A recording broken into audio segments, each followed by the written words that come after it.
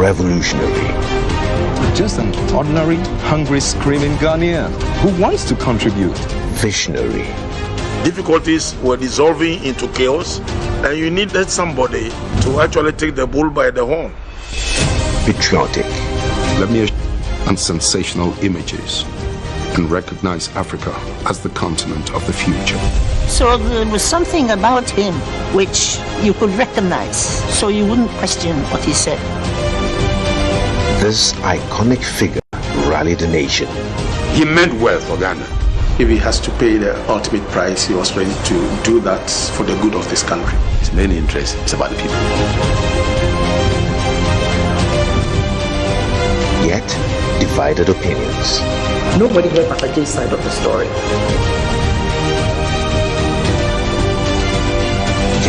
John Rawlings. Testimonies to a Patriot. I don't care who you, in Italy, in France, in Britain, America bring into power in my country. But I would wish you would contain them enough from declining into massive corruption and brutality and tyrannical tendencies. Because if you do not contain them, what happens is that they become so corrupt, they are now afraid of free and fair elections, and they refuse to leave power, and then we have volcanic eruptions.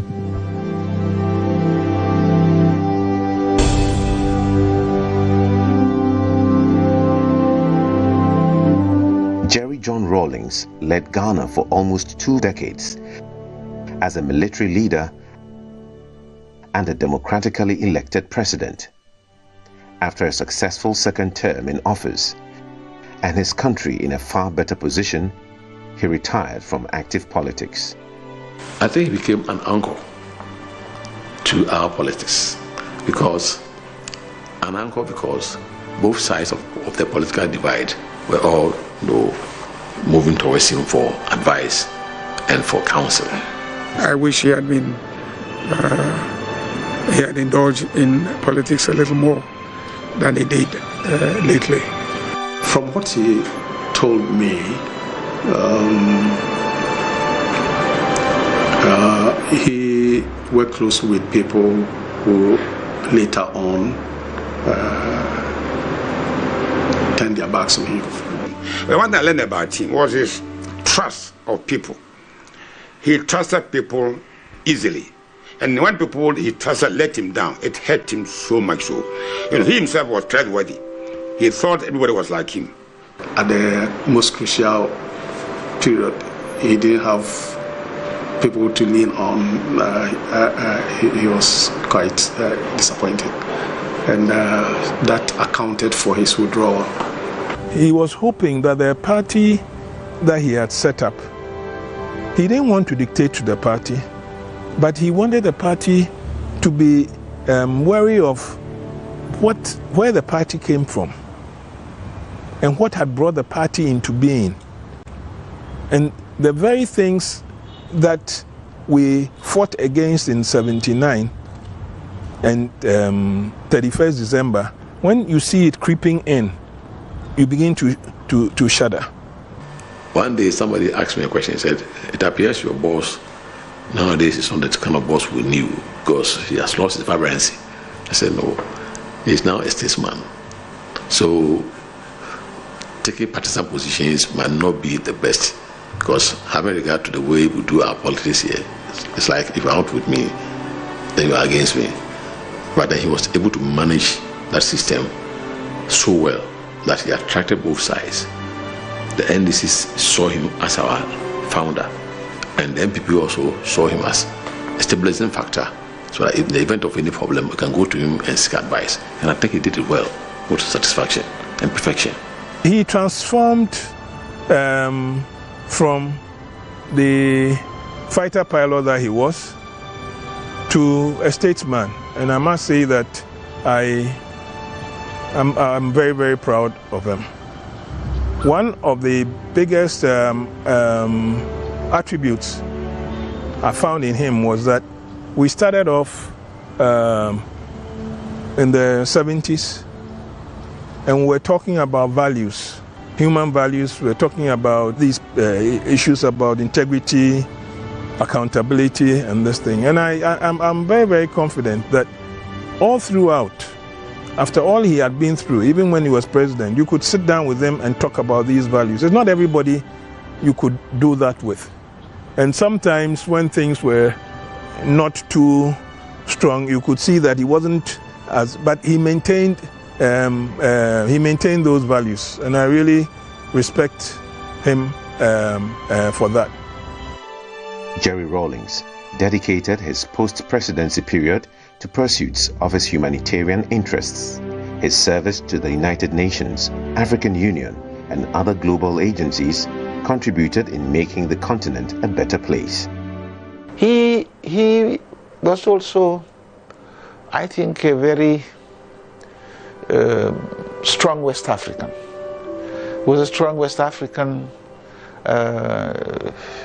where he was willing to commit Ghanaian resources, both financial and human, to ensure peace and security in the sub-region. Because these were turbulent times in the sub-region, from Liberia, Sierra Leone, and all those, where democracy was being threatened, not only, but human life. The stability of those countries were being threatened. And he championed that. One time that Kofi Annan came here, and we had a long debate on this as to what he wanted, not only what he felt Ghana would contribute, but also how he would influence the leaders of that time, like Tijan Kaba at that time, to really live up to certain standards and expectations and so on. So he became leader really of West Africa to a great extent. Nigeria is a bigger country, but J Rawlings was the one who pushed a lot of things, and as I said, provided the necessary resources and commitment and leadership and even dialogue. The instability of Liberia is affecting the stability of the sub-region. It's making it difficult to attract investment. It's making it difficult, to improve the image of Africa. So I'm suffering, not indirectly, directly, both through the contribution of my troops to bring about stability, and through the fact that, look, it's to bring about the necessary stability, because we are all... He was a man of competency in the sense that he understood peacemaking, he understood bringing people together, he understood real politics, and he understood the geopolitics as well, who throughout his tenure showed it. But President Rawlings was beyond all those things. He was first and foremost a kind human being, a big brother to us, a mentor, someone that we saw as a role model for us. He was engaging with the different parties in Somalia at the moment, with the leadership of Somalia and those of us who were in the international community, trying to ensure that we were dialoguing in the quest for peace in Somalia.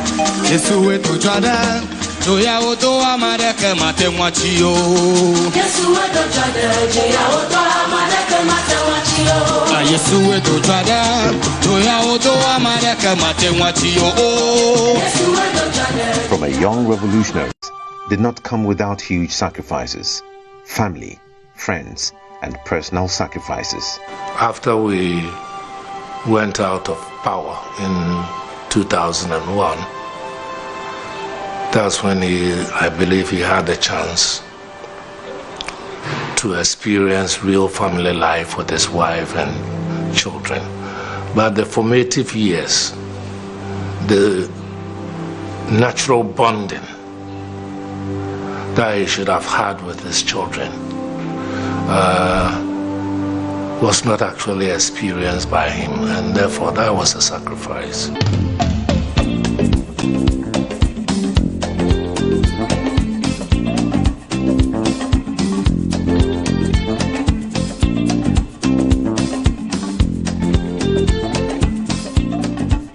The legacy of Rawlings will not only be the physical evidence across the country we can point to, but a legacy of democracy, of values, principles, his love for the common people, and an echoing voice of conscience for the nation. Jerry, in my opinion, has done a lot for this country, and he must be highly commended for his service, his commitment to Mother Ghana. There were 3 letters that came to the office, for instance, and each of them were asking that his name be put. First one was an oil platform, the second one has to do with the port, some naming ceremony, and they wanted to put his name on it.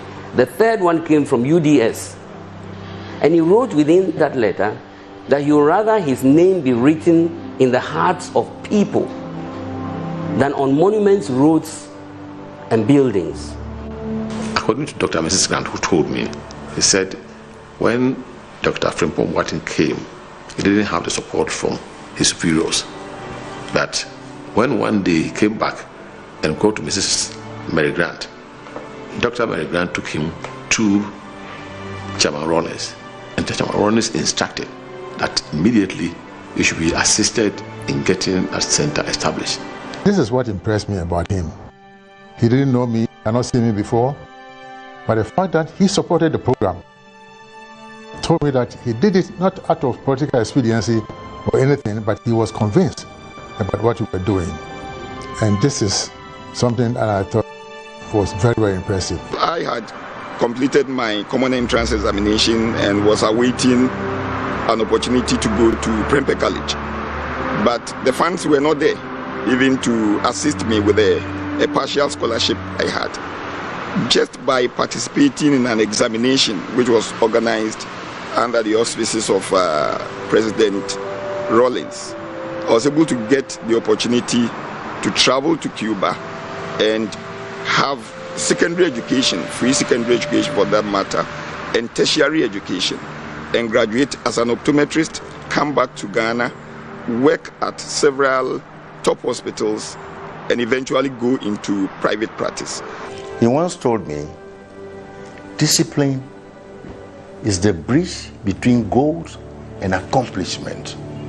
If you are not disciplined, you cannot achieve anything. And I was looking at his face. Discipline is the bridge between goals and accomplishment, which is a fact. Say, look at me. I'm a disciplined man. More so, I'm a soldier. What do I need?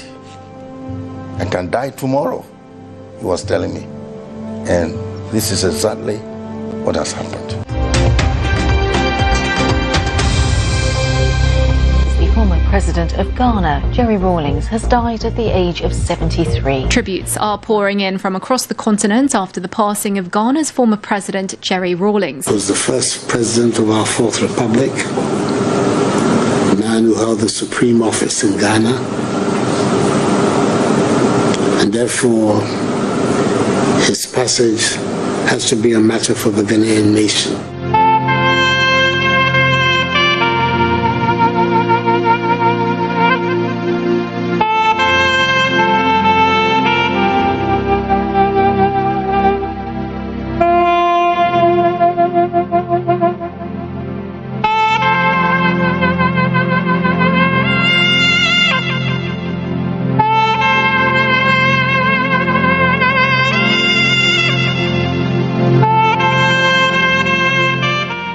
Most people who are very famous in your life, you don't expect them to die. You don't. Human as he was, human as I am, it was difficult to associate him with death. He was a personification of life. How can someone like him die? And how is Ghana going to be when he's not here? It hit me like a thunderbolt because I never thought for a moment that he will go so soon. When you have a legacy that he has, you can't mourn someone like that. You have to just celebrate their life, and you thank God that they came through. He's a giant tree that has fallen. But the tree and the ambience and all of that will be here, and his legacy will be with us forever. A pillar for many, So strong a personality that his passing on shook the nation and the world, leaving many in disbelief. But some say it was characteristic of the man. Enigmatic Jerry Rawlings lived on his own terms. God knows best. Yeah. God knows best. But given the benefit of hindsight and the way he went about his last few working days, he must have known that the time was coming up. In fact, the day he got to the hospital, when I saw him in the hospital the first time, he told me that he was thanking me for making sure that he was sent to the hospital the time he was sent to, because he himself could see that he was a few minutes away from going. But thankfully he got there, so it was okay. In fact, I was sitting in this chair and my daughter just came in and she sat down and she was looking at her phone. She said, "Mommy, I've just seen, have you heard?" I said, "What?" She said, "Uncle Jerry." I said, "What has he done?" He said, "He's passed on." And to tell the truth, I was happy I was sitting down because it was such a big blow. I was so devastated. I was so distraught. Obia ono na atito ni na ejuma sa bebia odi na ekoba na prekwa pe mpana fiusa nye easy sa but yami bebe yami sukrai. I'm in denial, you know. I'm in denial. I don't want to believe that he's dead. I didn't know he was ill. And although he was admitted somewhere for about a week or so, I was never told. Never. I didn't know anything. And I could have visited him or maybe given advice as to what to be done and so on. But it happened. And it was shocking. I don't believe this.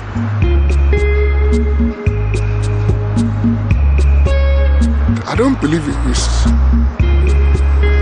normal. I will believe it after I've seen the body with my eye, and if I have the opportunity to touch it, which maybe I won't have the opportunity to touch it. But it will be very difficult for me to believe that my godfather is no more. It was the straw that broke the camel's back that day. It was bad. It was really bad.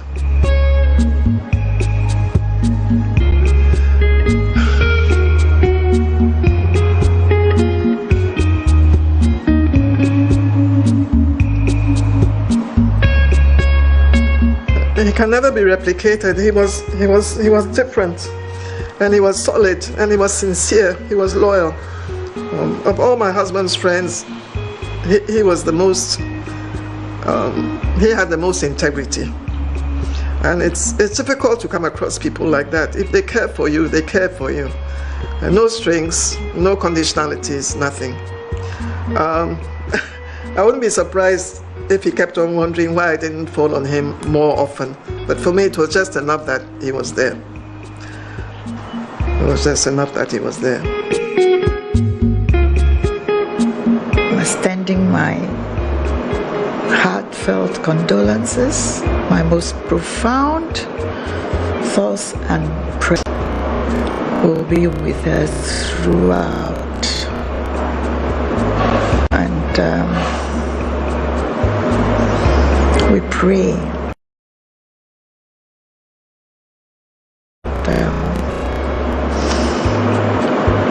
Jerry Jones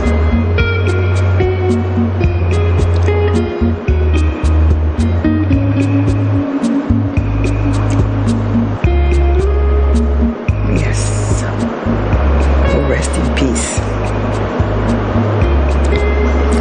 His perfect soul will rest in peace. I'm sorry.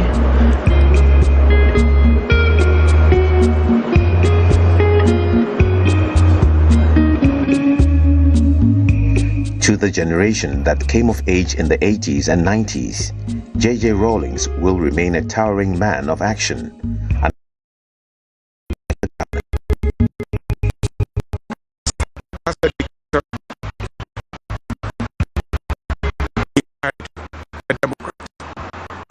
want to salute the late President Rawlings, and I will do so on behalf of all my colleagues in the profession of arms at the time who remained in the trenches with him, who fought along together. We were fighting poverty, we were fighting greed, all those things that we were fighting. On behalf of all those, I still salute him today, even though he's not with us.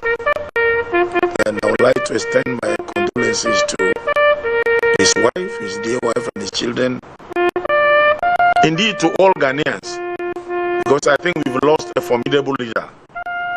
Not only because he did everything right, but as a human being, in the course of your performance, certainly it's not everything that's going to go right, but majority of what he did helped save this country. And beyond, I think, he did so for other African countries. I talk about Liberia. Sierra Leone is there, you know. Well, he's someone to be missed. I spent these last few months, particularly because of the mother's death, very close to him. And his death is hard, but you consider what he's done for the country. He was dedicated, and he was a true patriot. I don't care what anybody says. He would do anything for this republic. It will take me some time to recover. But God's ways are not our ways. May the giant soldier rest in perfect peace. If salvation is a matter of believing what God said, he had it. Believing what God said about his only begotten son, he had it. His life may not be perfect like any of us, but I can assure you he had the heart of Christ. May his soul rest in peace. And anybody who knows these things about him, thank God for meeting him. It's been a privilege. The white man who brought the Bible into my country, he's the same person who has gone and invented the lie detector test, the chemical interrogation test. I would dare you to go and line up some of your finest policemen, some of your finest heads, some of your finest, what you call it, judges. Make any allegations against me. Whatever questions you want to ask, take me through a chemical interrogation. I will be the one who will pass. If we can learn to be bold enough to restore the value of truth in our society, then we will have justice.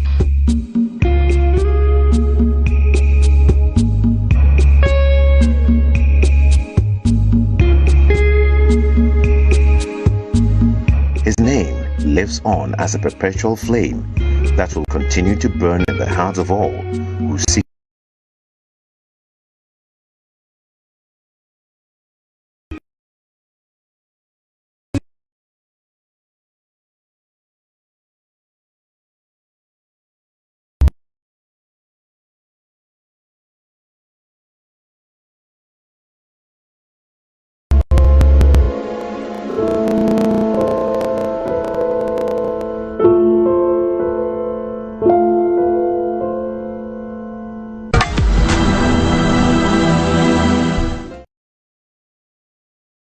barriers.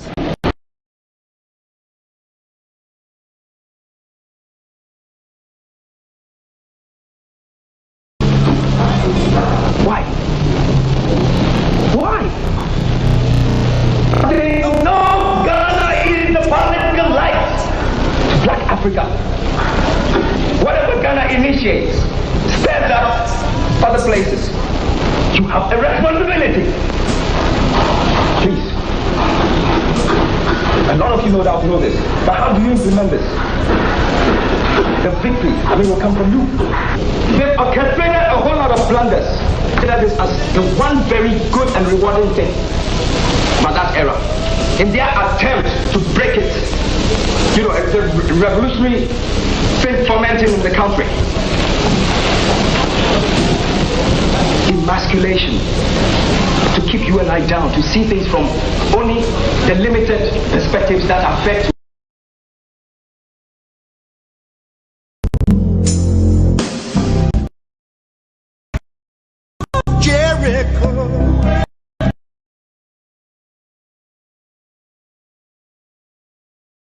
Tumbling,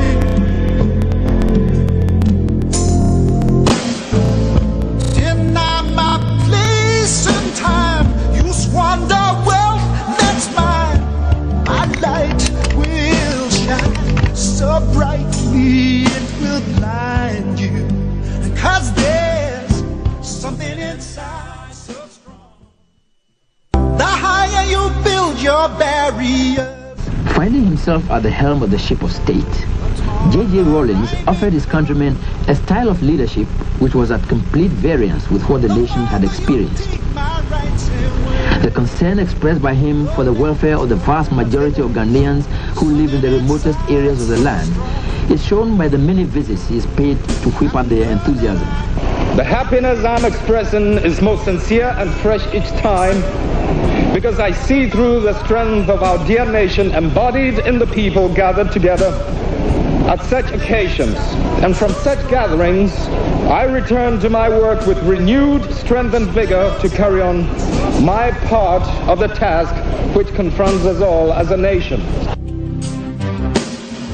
The more you refuse to hear my voice, the louder I will sing.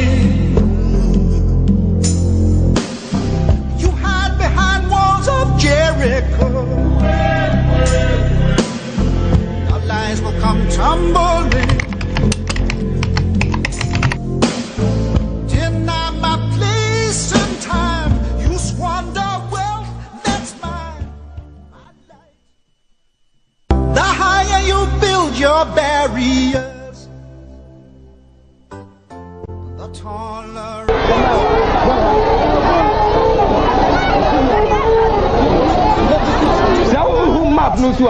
This is one place, you see, uninhabited. Fair enough. And one thing I mean from pioneers, no. Ladies and gentlemen, give us something in a few years' time. Say who a from planes are. Let it be testimony, a reflection of a new Ghana of a kind. People who moved into a new land, explored it and built it. And the ease with which we can snap the chains, parts of the plow, when you run into stumps. They are from plains, the plains we call it, but so many bushfires, the irregular farming activities, the ground is full of stumps. You will find half the time you'd have your tractors packed because you busted a tire or you've broken a chain. So please, for those who are supposed to be doing the land clearing work, take note of this point, the stumps.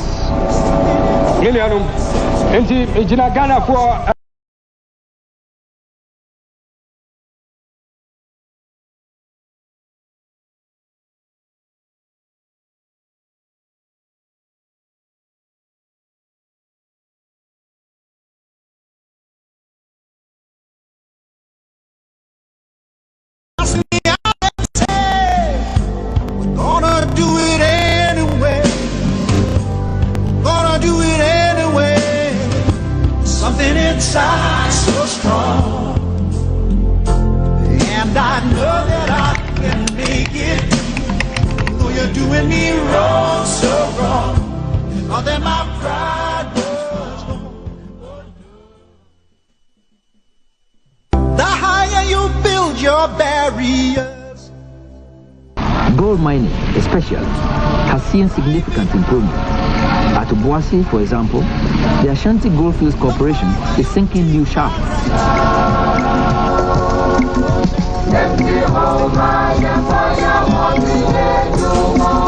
Ladies Ladies and gentlemen, what we're talking about is teamwork, the mutual respect which exists between members of a team dedicated to achieving a positive goal, irrespective of their rank, irrespective of their race, color, or skin.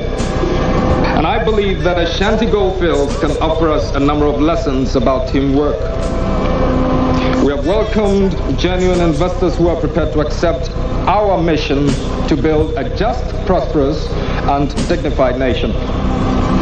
And the partnership between Ghana and foreign investors in this particular mine is today a good example of the mutual benefits that such a relationship can achieve. We welcome foreign investors who are willing to respect our rights and make a meaningful contribution to the economic development of the country. Deny my place and time, you squander wealth that's mine. My light will shine so brightly it will blind you.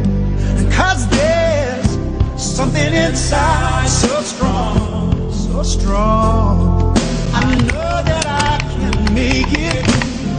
Though you're doing me wrong, so wrong. If all that my pride was gone, oh no. The higher you build your barriers.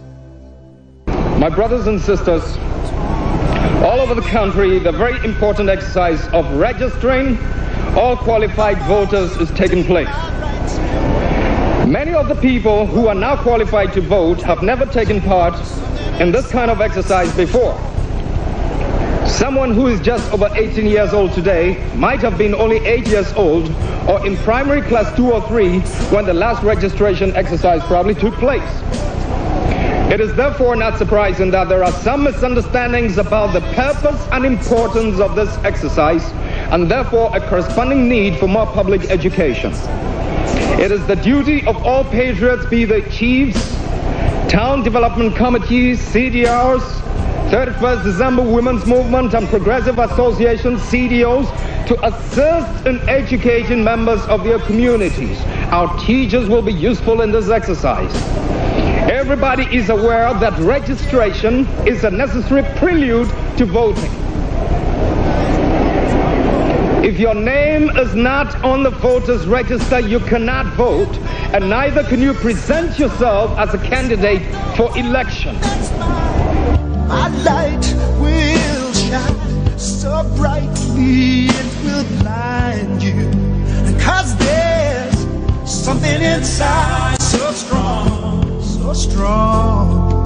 I know that I can make it. Though you're doing me wrong, so wrong. If all that my pride was gone, oh no. Something inside so strong. The higher you build your barriers, the taller I become. The farther you take my rights away, the faster I will run. Another noteworthy visitor was Mwalimu Dr. Julius Nyerere, the chairman of the South Commission and former president of the Republic of Tanzania. For his contribution to the struggle to emancipate the African continent, he was decorated with the nation's highest honor, Order of the Star of Ghana. Hear my voice, the louder I will sing.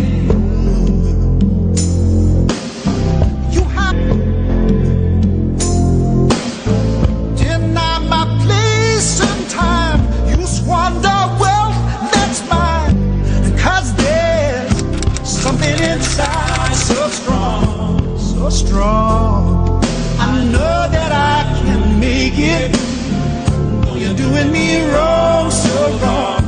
If all that my pride, the higher you build your barriers.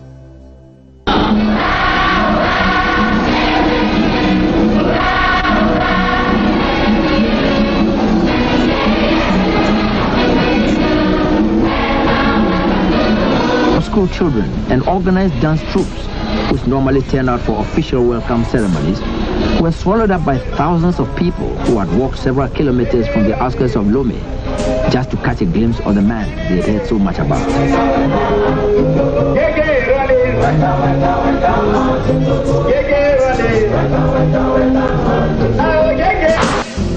The louder I will sing. You hide behind walls of Jericho. Your lies will come tumbling. Deny my place and time. You squander wealth that's mine. My light will shine so brightly it will blind you. The higher you build your barriers. The swearing in of President-elect Flight Lieutenant in by His Lordship, the Chief Justice, Mr. Isaac K. Aban. And there you have the state sword. And let me remind you, it is in Lieutenant John Rawlings. Do in the name of the Almighty God. Do in the name, faith, and allegiance to the Republic of Ghana. To the Republic of Ghana. As by law established. As by law established. That I will uphold. That I will uphold. The sovereignty. The sovereignty. And integrity of Ghana. And integrity of Ghana. And that. I will preserve. And that I will preserve. Protect. And defend the Constitution of the Republic of Ghana. And defend the Constitution of the Republic of Ghana. So help me. So help me God. I know that I can make it. You're doing